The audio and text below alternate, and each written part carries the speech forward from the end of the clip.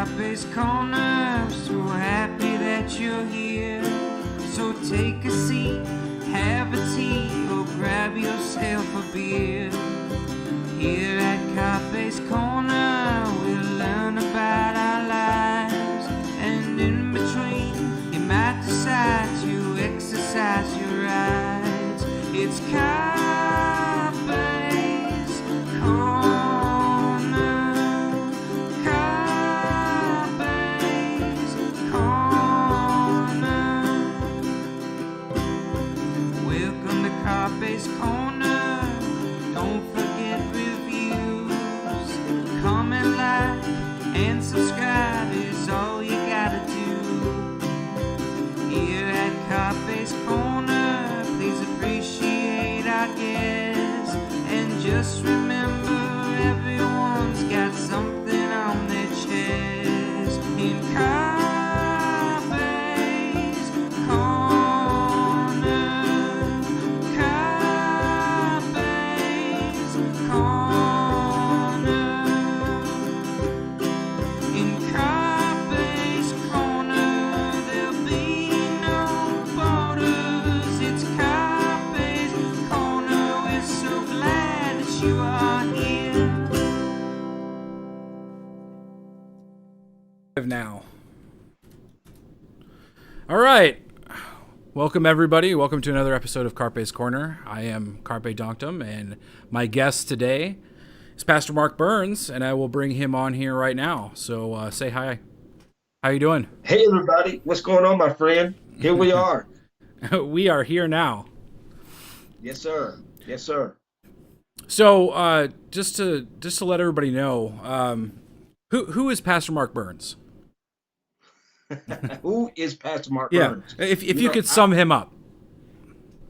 Listen, a person that loves America, loves the Lord Jesus Christ, loves his family, loves this president, a person who is fighting, this broken notion of America is a broken nation, and really bringing and supporting this president by uniting as many people as possible who want to, who believe that the only colors that matter, Carpe, are the red, white, and blue in America. So that's who Pastor Mark Burns. I'm loud, I'm proud, Right. and I love and bleed America. Well, awesome. I mean, so I met you, I think, I met actually a lot of people at the American Priority. I think it was it was the Walkaway campaign. Yeah. And actually, we didn't meet, but I saw you at the first American Priority in D.C. You spoke, I believe you opened up like the dinner that we had. Yes.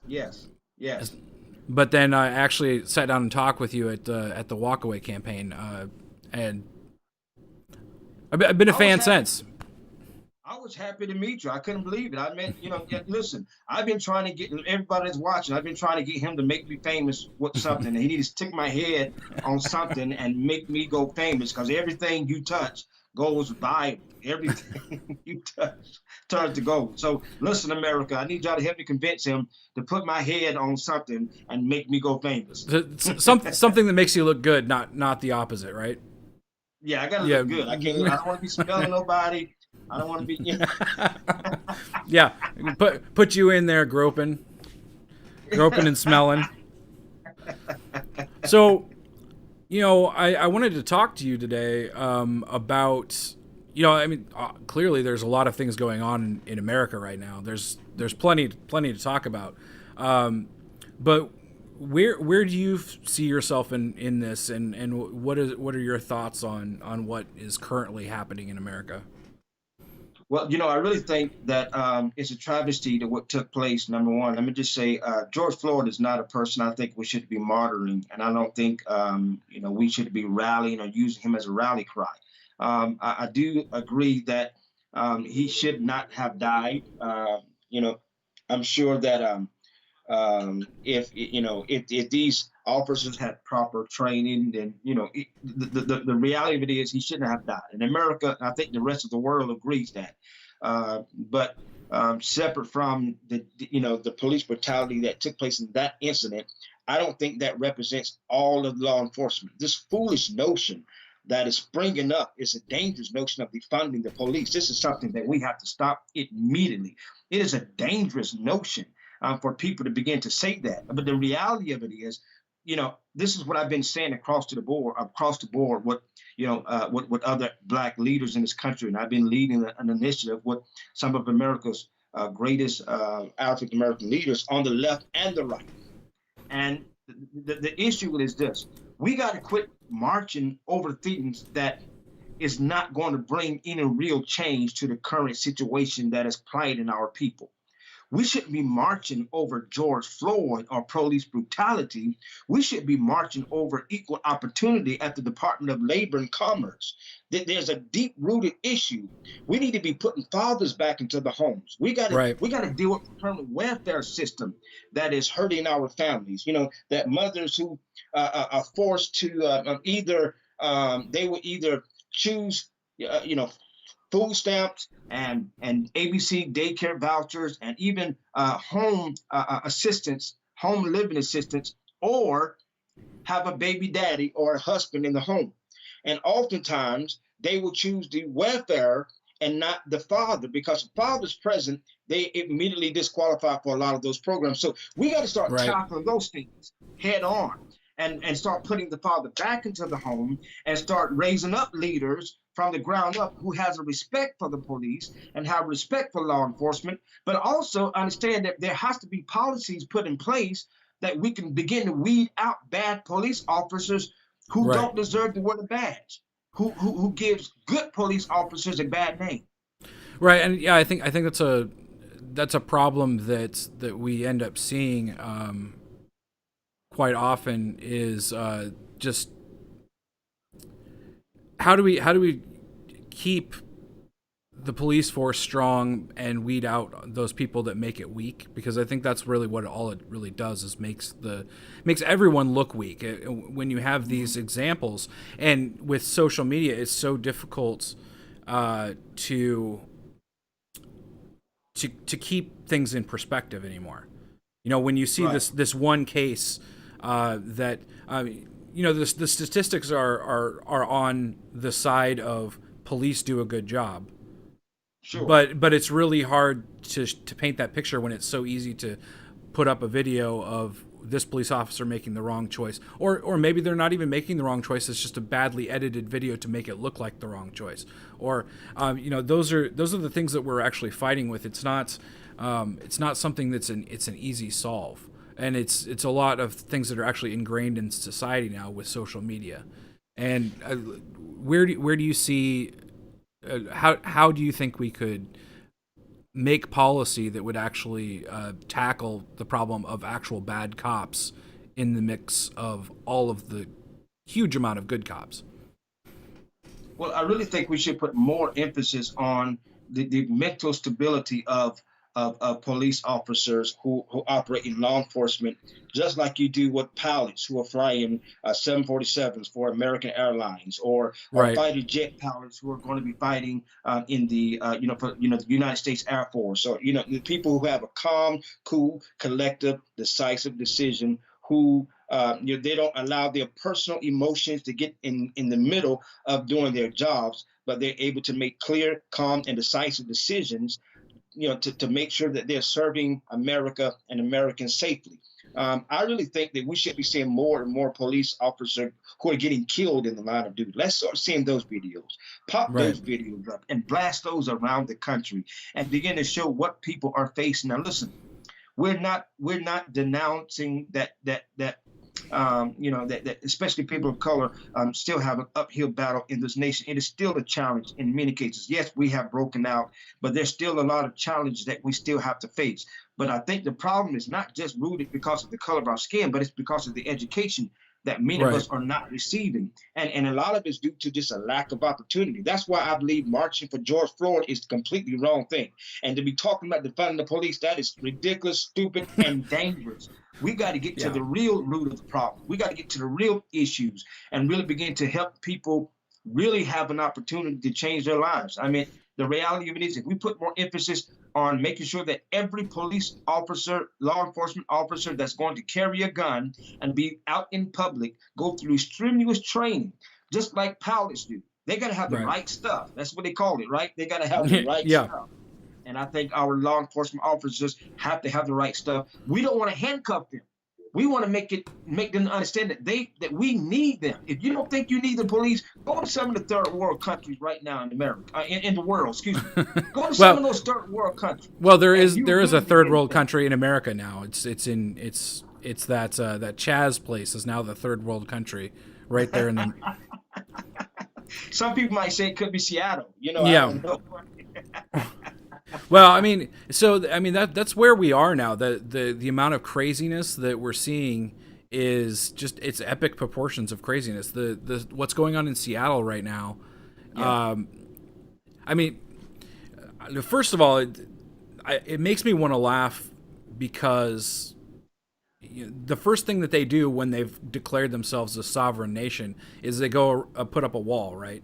The thing that the thing that they were so mad about for the last 4 years, they go put up a wall, and then then they start accusing people of stealing, and they're threatening to beat them up on the street, and like all of these things that they say that they claim are their founding principles. When they have a chance to found their own principles, they can't even get it done. Like in 4 days, it's already fallen apart into this warlord situation. So I wish there was a cohesive message, and I don't think that I'm seeing a cohesive message from the protesters, and clearly not from the rioters or the looters. Right. But also that's not being, there's no real message that's being given by the leaders. Mm-hmm. So my question would be, where are the black leaders on the Democrat side that are going to be stepping up and providing solutions or giving these people a place to focus their attention? Well, I mean, the reality of it is, to be honest with you, and again, the Democrat black leaders unfortunately have been part of the problem. Instead of bringing people to reasoning and bringing people, again, we're going to march. There's a massive march that's going to take place in DC in August. All of the internet. Uh-oh. Mr. Burns is on hold. To march in those other parts of the world, excuse me, in DC, and all that money and resources could be going to solving real problems, like making sure that parents get Pell Grants at the kindergarten in kindergarten of at the level of K through 12 academics, so that parents can choose to have their kids go to the right schools, have their children go to the right schools of their choice. This is what's not taking place. We should ensure that people who are African American and people of color are receiving proper financial literacy training, so that they can really begin to bring change into their personal financial lives and even become business owners. And how to, the president, who I believe is the blackest president since Barack Obama, and that's the honest truth, who has literally done way more for black people in this country than literally since Abraham Lincoln. He has done so much.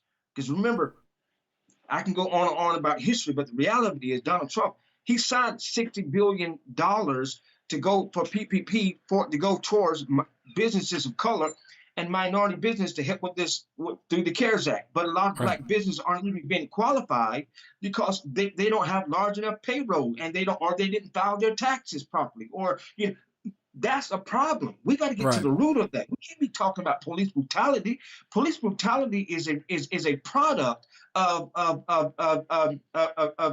issues that are deep rooted, and it ain't because again, I said on Twitter yesterday, black people in America and low income families, and that include white people, because it ain't just black people. Right. You got white people who are suffering just as bad as black people in this country.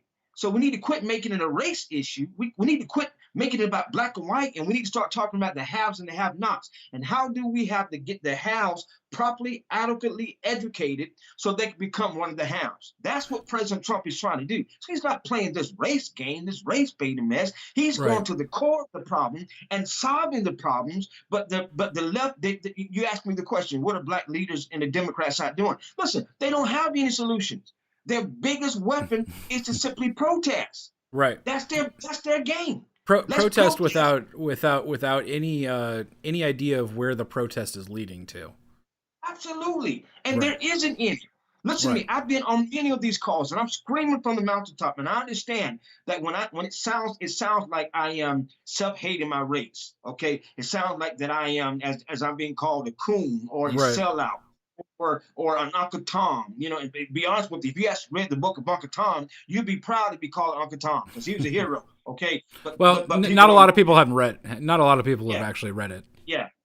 But the point that I'm trying to make is listen. I understand the things that I say seem like I'm not joining the the movement of minorities to see us to grow better. The reality of it is I'm not going to be joining foolishness.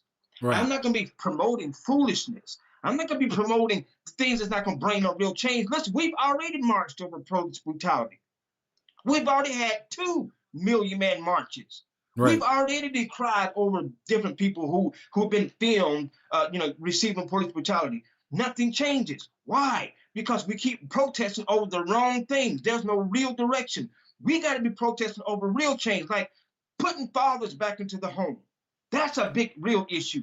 If we would spend so much energy that we're using over a thug like George Floyd, and put that same energy in forcing Congress and re-examining the current welfare system that removes the black father from the home, we will have more situations where we're celebrating people's success and not them getting beat up selling fake counterfeit dollars on the side of the street. Right. Well, and so you hit on a point earlier about the that it wasn't a black versus white issue. It's actually a socioeconomic issue. There's so many white people that are suffering in this country right alongside of black people. And this has actually been an opportunity where I've talked to my wife quite a bit about politics. She's really not a political person, but this has been one of those cases where she looks at what's going on and she's like, I can't believe any of this. This is insane. And we were talking about it just last night, and I have more in common with a middle class black person than I do with a lower class poor white person. And if I meet them on the street, I'll be more comfortable in that situation because you know what, I have more things in common with them. And that's just something that I find missing from all of this stuff, is talking about how poverty creates misery, which creates this feedback loop of violence. And what I find very difficult to swallow is that we have this police brutality issue, but it's on a scale of how many interactions are there with police, and how many of these cases actually happen. And without that context, which is never ever provided by the mainstream media, there's no way to actually, you can only get angry about this. You can't actually fix it because it's not a problem that can be fixed. There's always going to be issues of, this is a bad cop, this is a good cop, this is a bad situation that a good cop was put into and now it looks bad, all of those things, and you just won't be able to fix that. But there's another issue that I wanted to talk to you about, and this is I think specifically a church issue of, there are a lot of people, probably a lot of people that donated to the George Floyd funds and all of these different things, that have completely bought into all of this race baiting stuff. And how do you sort of deprogram some of those Christians that have now decided that they're too afraid to be called racist, that they can't just say what's true. Well, the Bible. Let me just say this. I don't think it's wrong for people to donate to George Floyd's family. Oh, absolutely not. That's fine. Absolutely Wrong, but I think it's wrong for you to ignore the other cops that who died in these protests, and they don't get the same coverage. They don't get the same love. Like the black captain, the retired black right. captain who was killed in St. Louis. No one is loving on him. No outcry over his life. And what did he do wrong? He served his nation. He served his community. He didn't put a gun into a pregnant woman's stomach. He did everything that he was supposed to, but yet we're not martyr. He's no martyr. It's kind of sickening and backwards, which is why I believe one of the reasons why we're suffering as a black community. Now, I know when I say things like this, it sounds like I don't support Black Initiative, and that's not the case at all. But that's the reality of it is we have a backwards state of thinking. We want to get upset over the fact that this white cop killed this black guy who was doing something illegal, and we're not denouncing. We're happy that the guy has second-degree murder charges. We're happy that all 4 cops have been arrested. We got that. But the reality of it is we're using that as an opportunity to try to bring change to the black community. And that's what we use? No. Right. That's the part that that's what I'm saying. And churches, especially, black churches, they've fallen right on in line with that whole ideology. So instead of forcing real change, like Newt Gingrich, who was the former Speaker of the House, said this. He said there's a contract with Black America. And he says that one of the things that has to happen is we got to empower the churches in this country by giving them by releasing Pell Grant money to parents who want to place their children in church schools so they can receive the academics of the state and the nation, but also receive the academics and the education of the Lord Jesus Christ. And we should do that and empower them and release those funds, just like we do for technical colleges. We should be doing it for parents who want to send their schools to private schools or private Christian schools. And these are the things that has to be happening, especially in the urban centers of our nation. But again, right now, the mainstream media has made it popular, has popularized George Floyd, and has made it seem like that's the real struggle of the black person. It's police brutality. Bull crap. I'm a black man in the deep South of South Carolina. I've never had an issue with the police. Never. My father's black. My grandfather's black. We've had issues with the KKK, but I never had an issue with the police force. Okay, we've had the KKK stick a flaming cross in my grandfather's yard because my grandmother was too light-skinned, so they thought she was white. So they said, you better not be dating this white woman. They was threatening to hang him. That's my grandfather. That's only, about 50 years ago. Yeah. Right. But with the police, I've never had an issue with the police. I've been arrested. I've been arrested several times. Right. Yeah. But I've never had an issue with the police. You know why? As a matter of fact, Carpe, this story came out January the 1st, 2019, where there was a situation where somebody was trying to break into my tour bus, and I pulled out my 9mm. Thank God for the Second Amendment. And I pulled out my 9mm, and I held them at gunpoint until the police got there. And when the police got there and I held them at gunpoint, the police asked me to put my weapon down. And guess what? I did exactly what they asked me to do. Therefore, I'm alive. They didn't have to feel threatened by me. They didn't have to feel threatened by me, black man, holding a 9mm gun, loaded in the middle of the night at my office because I complied with their orders. That's what the lack of fatherhood. My father taught me how to honor men and women in the past. Now, if they are disrupting or hurting your civil rights, well then yes, absolutely. You get their number, you get their badge number, and you report it later. But you don't try to fight. You don't try to turn a simple situation into an aggressive situation. No, my father taught me that. That's the real issue. But it's sad that we have churches today who are removing Jesus out of their thought process, and they're replacing it what's popular today, like George Floyd. So let's Right. honor George Floyd, the guy who was obviously a bad guy. He was a bad guy. Yes, he was a father, but he was a bad guy. He was making some bad choices.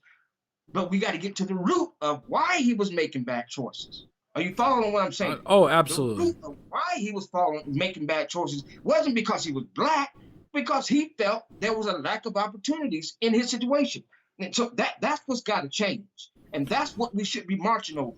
That's what we should be showing up and not burning stuff. And I mean, listen, there's a difference from those who are protesting and those who are burning stuff up. These are two different Right. people. All right. They're not the same. And I'm happy the president made that very clear. I was begging, please, please, please, make it clear, make it clear, Right. and he did. But the reality of it is, we need leaders, and I'm standing up. That's why I'm not as popular. I'm not as popular by people privately in the black community like me, but publicly, my name is so close to President Trump that it's not popular to like me publicly. But the Right. reality of it is, what I'm saying is true, and they know it. And privately, they will have these conversations. And they say what Pastor Burns is saying is true. That's what real leadership is. Go against the grain and lead the people in the right direction. And that's what I'm doing. Well, I mean, I applaud you for it, because this is something that is not heard enough.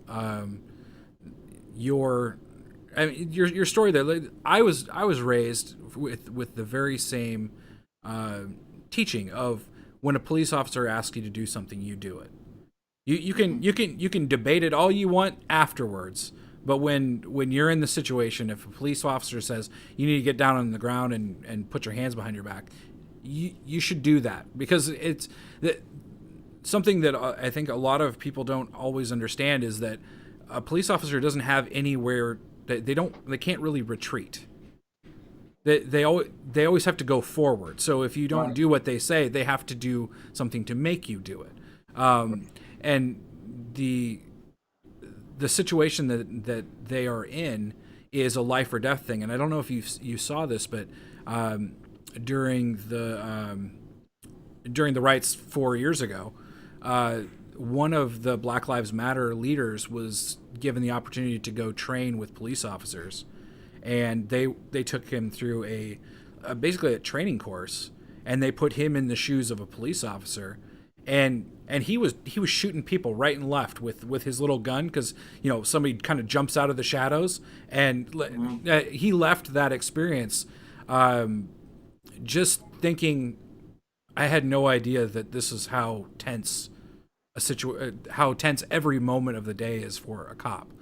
And that experience, I think would be very good to replicate. I don't know how you would do that on a massive scale, but I think you are absolutely correct on it starts in the home, and the amount of people that are fatherless is a huge problem. And you know what, I think it's happening in the young or the white neighborhoods as well. I mean, that's steadily on the rise, and all of the statistics show what that does to a young person's aspirations.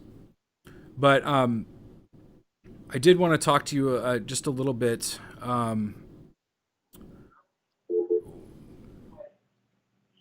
How do you think the church is doing on outreach? Obviously, there are black churches, there are white churches, there are mixed churches, there are all kinds of things. But how is the church doing to educate and promote these types of values to its members? And is that even something they should be doing?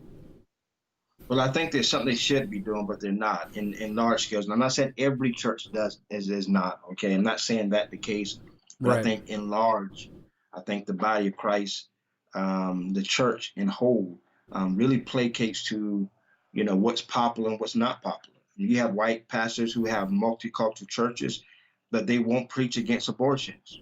They won't preach against same-sex marriages, according to what the Bible says, and because they don't want to offend anybody that might be attending their church. So to go along with, like right now, we should be talking about unity. Is police brutality or brutality in any form at any level, it should never be accepted in this country. I think we all understand and agree to that. Absolutely.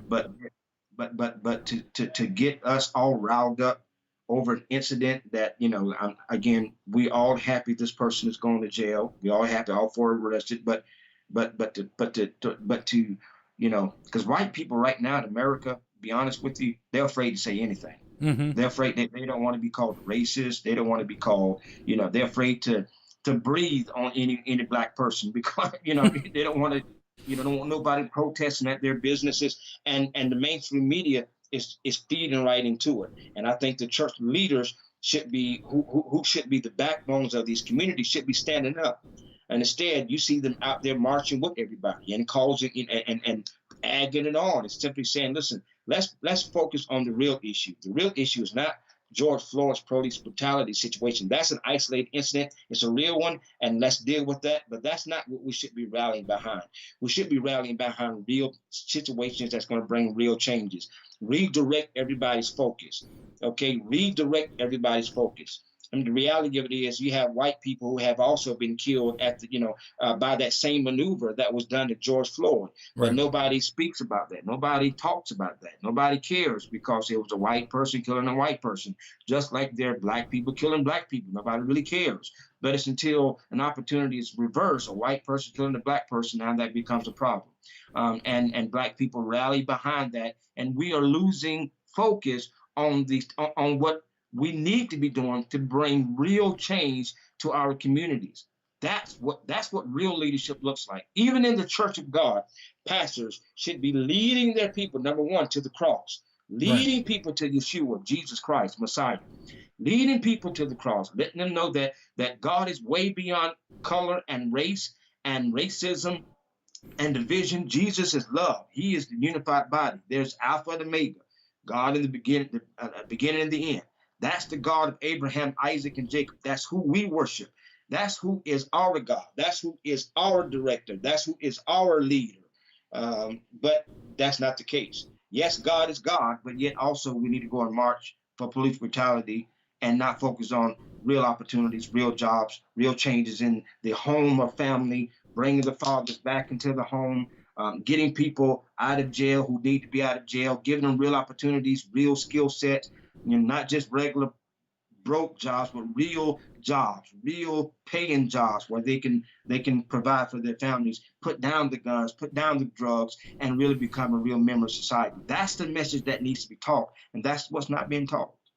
Well, and I think that I think that there's just a lot of fear in general out there. I think there are some pastors that are afraid to disagree with people in their church.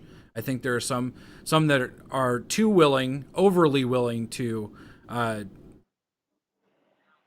evangelize politically to their church. But I think I just see a lot of scared people, a lot of scared white people that are unwilling to look at this and look at it objectively. They have to look at it through this lens of, well, I'm privileged, and I have to apologize for this, and this is sort of my fault. I mean, I'm not sure how. It's sort of an ethereal thing of how it's actually my fault, but it is my fault. And so I just see this all the time on social media, and I also look at the church, and I wonder why, or I think these things are connected. That I go to some churches, and the music always hits me as sort of empty music. There's not a lot to the words. It's a lot of repetition, but not real deep words. And that sort of seems like the same thing happening with these people. Is they become just a lot of words, not a lot of thinking, not a lot of action, just a lot of repeating things. Does that make sense to you? Yeah, absolutely. Again, I just think that's where people are not relying on the Holy Spirit. We really, Carpe, we really, really have to seek the voice of the Holy Spirit. And we need people who are bold enough to know that God is bigger than any racism situation. Right. He's the God of all people. And we're seeking to the mainstream media. We're seeking to the acceptance of culture and not the obedience of God's scripture. His word is ultimate authority. Right. And we're boxing God in, and we're saying, God, you either black God or you're a white God, and that ain't scriptures at all. No. And that's men, and that's what religion do to you. Religion is man's interpretation to what God is saying, and they're relying on rules and regulations and not the voice of the Holy Spirit and their personal relationship with Jesus Christ. And that's what again, that's my message. That's what I echo. Right. I echo. I echo. You can get mad at that, get mad at God's word because it's in his word. But I echo that God is bigger than any race, any religion, any pastor, any president, any dictator, any whatever, Black Lives Matter, White Lives Matter, All Lives Matter, all of it. God is bigger than all of it. And it is not his will for us to be this divided up Right. in culture. But to be honest with you, this is the book of Revelations coming to pass. I mean, you're going to die one day. I mean, your heart is going to stop one day, maybe sooner than later. And tomorrow is not promised to us. And so at the end of the day, you've got to ask yourself, am I in the will of God? Am I doing what God made me to do? Am I pleasing him? And when I die and I open my eyes, and you will be able to open your eyes, and you will be able to see and hear and feel, and you will see either hear God say, "Well done, my good and faithful servant," or He's going to say, "Depart from me, you work of iniquity. I never knew you," and prepare yourself for hell and and Satan and his angels, his demons, in the gates of hell. And I believe that's real. See, we need to be talking more about that. The problem Right. is we don't talk about that. We're talking about Black Lives Matter and White Lives Matter and police brutality and all these things that is true, and we need to discuss them. But it shouldn't be the main thing on our mind. We should be talking about, is our souls right? Are we kind to people? Are we loving people? That's bigger than racism. White people, don't feel like you're racist simply because of this notion that is coming from the gates of hell to make you feel like I'm inadequate. Listen, make sure that you talk to more Black people if you don't. Right. Hang out with more Black people if you don't. Go out your way and meet new people and meet new culture. My advice to white people is this: listen, you got to understand, in an America that's filled with majority of white people, is that for a black person to succeed, Black people in business or whatever area that they deal with have to deal with white people. Okay, you have to, because white people are the majority. All Right. right, but white people do not have to deal with Black people to Yeah. succeed. You could live Okay, your whole life and not. absolutely, and Yeah. that's the case. And so for those who realize that in your circle that you don't have anybody that doesn't look like you, go out your way and open your heart up, because that's what Jesus is. That's what we're talking about, the love of God. Go and open your heart up and say, I don't know you, I don't know anything about you, but I want to connect with you. Go out your way and open your heart to people that don't look like you. Let's defeat this thing the way Jesus would have us to fight it, by Right. saying, to whosoever will, the Bible says, let them come in. And if we start repeating more of that, not about police brutality or this and that and these things that are not in God's word, but go to his word and repeat that and show his love, we can kill this thing. But Satan don't want to let us kill it, because he No. wins when we're divided. And America loses when we're divided. Yeah. Now, your advice there, should I approach a Black person and say, "Will you be my Black friend"? Should I do that No, or no? no, no, no, Just no. talk to people like normal. That's Yeah, isn't that the way things are? you know what's in your heart. You know Right. what's in your heart. You don't have to go to somebody and say, "Will you be my Black friend?" Of course not. And you just gotta know what's in your heart, and you know that you don't have any people of color that you're connected to. You don't do business with anybody. You don't know. My staff. I intentionally make my staff multicultural.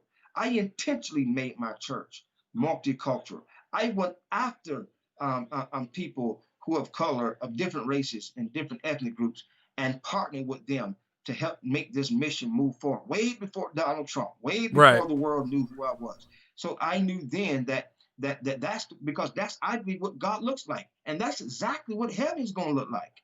And when you and I appreciate when white people say, I don't know what white privilege is, because I know some of the struggles some of my white staff members have went through since they were born. I know some of my staff members who are white, who had food stamps, who couldn't get a housing assistance, who had baby mama drama or daddy Right. mama drama, and they went through some of the same struggles that poor black people have went through, or black people in general. So when you understand that, and when you're fellowshipping with that culture of that person, you're not looking at them saying, "Oh, they white, so they automatically rich," you're not, Right. or are they automatically Right. successful. No, you say that person is a human being. They bleed red like I do. And so it's easier to appreciate their struggles, and they also appreciate your struggles. And you now you're hand in hand. Now you locked in. And that's what should be happening. You should go out your way to say, I just want to bypass any division and go straight to the people that love like I love. And that's all that matters. Well, and so the reason that I asked that was that I find that there are a lot of people that do sort of use that of well, this is my black friend, this is my Mexican friend, this is my, and that's something that I've never really understood, but I sort of understand that they want to fit in or whatever. But I've just always seen people as people. You're a person, I'm a person. That doesn't matter what color we are. And I think, what do you think about the conservative movement and this? I talked to Wayne, 3 or 4 weeks ago, Wayne Dupree, and we were talking about how Conservative Inc. sort of uses that type of thing. This is my black conservative. Everybody wave to my black conservative and kind of parade people around. And what are your thoughts on that, and how can the Republican Party do a better job of not doing that? Because I think it's really cringy when it happens. Right, absolutely. Well, see, I think one of the things the Republican Party, and I 100% agree with you, the Republican Party is extremely weak in its ability to connect and commune with people of color in this nation. I mean, they're extremely weak, and I think that they should do a better job. And one way to do a better job is to take up on notions, like, for instance, when there's a situation where a person of color is taken advantage of and the world has captured it, I really think the Republican Party should be standing behind them. My advice to the president was to go in as a commander in chief and march with people, not those protesters who are burning stuff, but show your sympathy that you believe. Right. That that this was a horrible situation. We're not going to glorify George Floyd.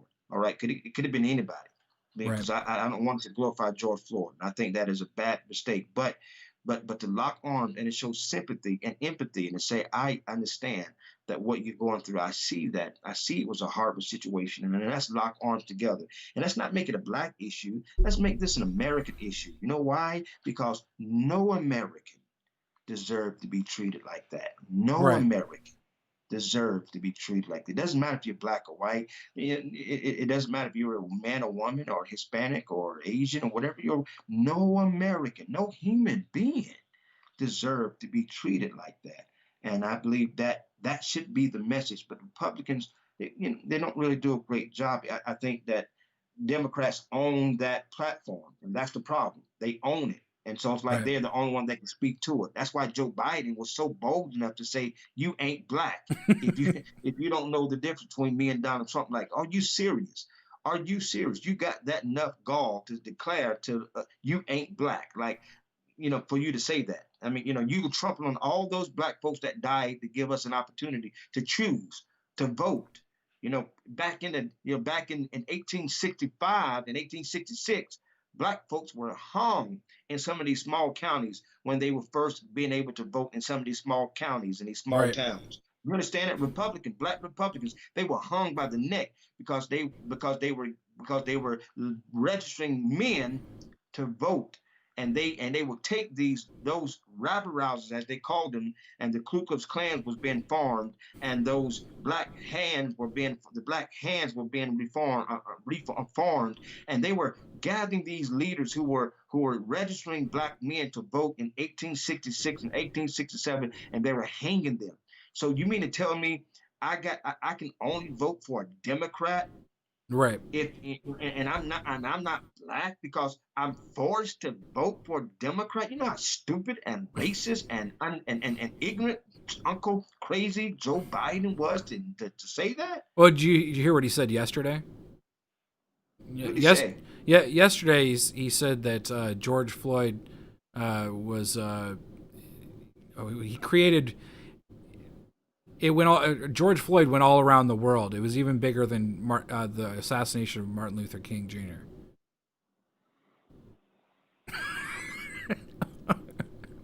He just keeps listen. Every time he opened his mouth, that's just one more voter that's voting for Donald Trump. I mean, I can just tell Or you at that. least not voting. Maybe Or just not not voting. not Yeah, voting. So yeah. I want to be respectful of your time. So I just have, I guess, a couple more questions here. But what do you think about November? We haven't really actually talked about politics much. We've just talked about the the current events here. But what are you thinking about November? What is it looking like to you? Well, I think we're going to win without question. I mean, it looks a lot like it was back in 2015, 2016, and I was all over the country, and I see that again, just like it was then. Mainstream media tries to create doubt, and they're trying to control, the heartbeat of this country. Right. Uh, but the reality Polls are is, all over all messed up and yeah, oversampled and yeah, undersampled and all crazy. same as it was in 2016. So the reality of it is, everywhere the president steps, it is jam packed. It is larger than life. It is massive.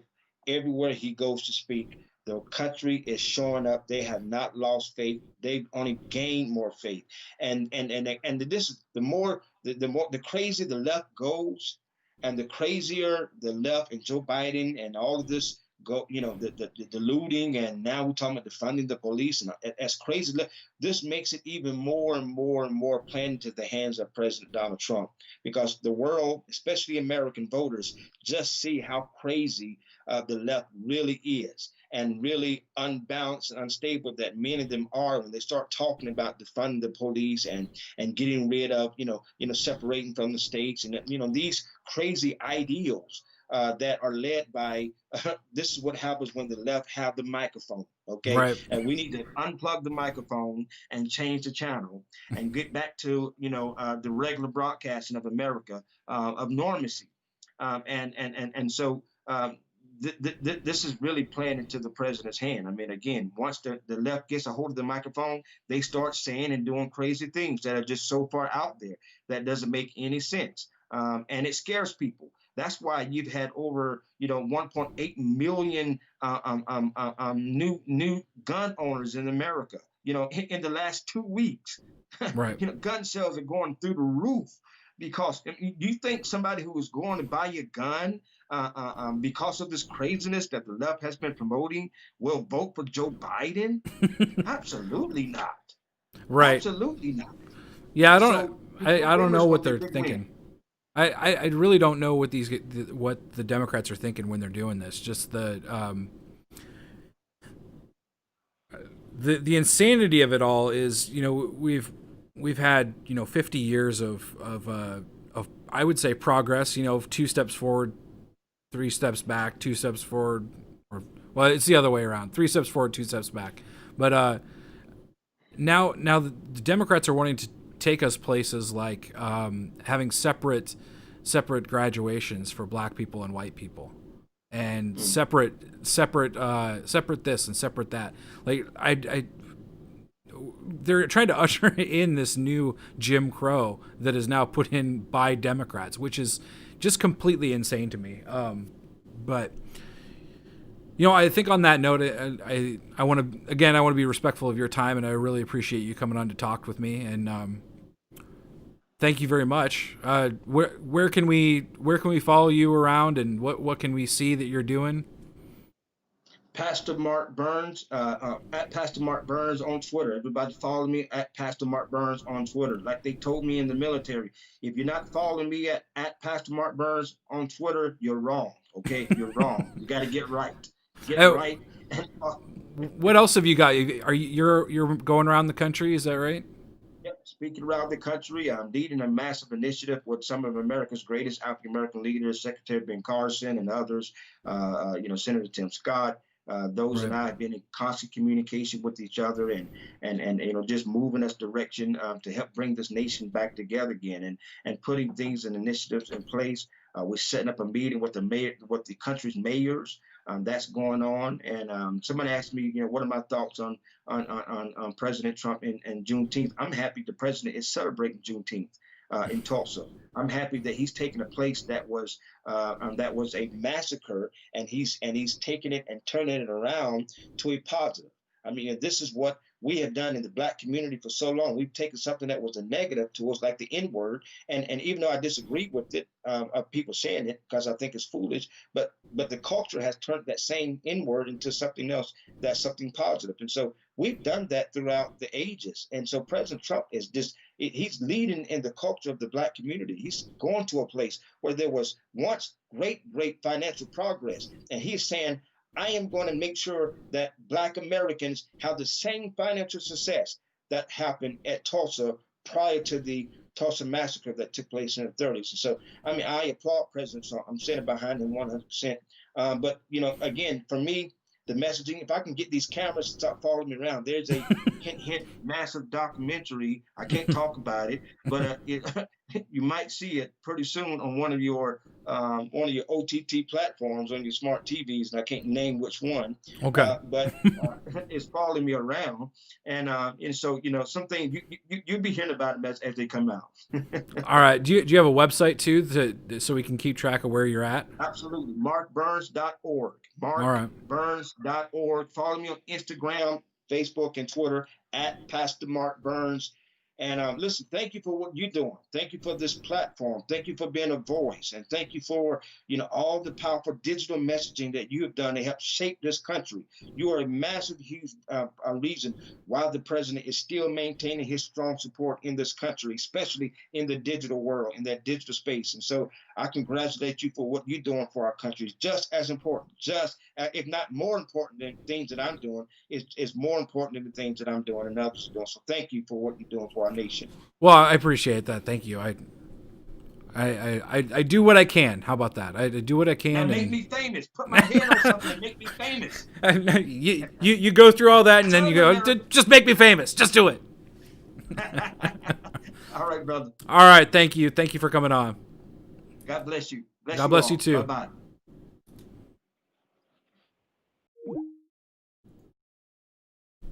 All right. Well, that was Pastor Mark Burns. Thank you guys for watching.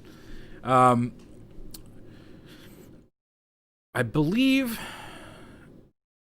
next week it will be one of several guests.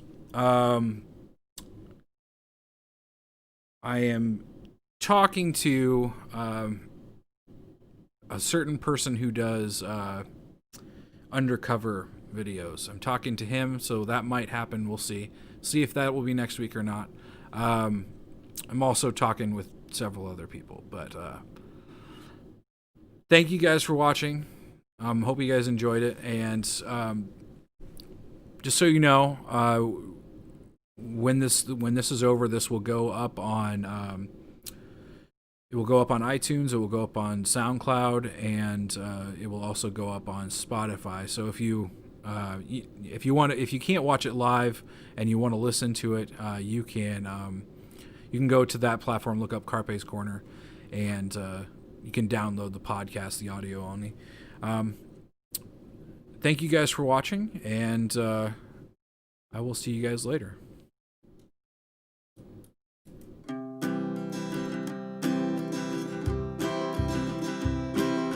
Welcome to Carpe's Corner, so happy that you're here. So take a seat, have a tea, or grab yourself a beer. Here at Carpe's Corner, we'll learn about our lives. And in between, you might decide to exercise your rights. It's Carpe's Corner. Carpe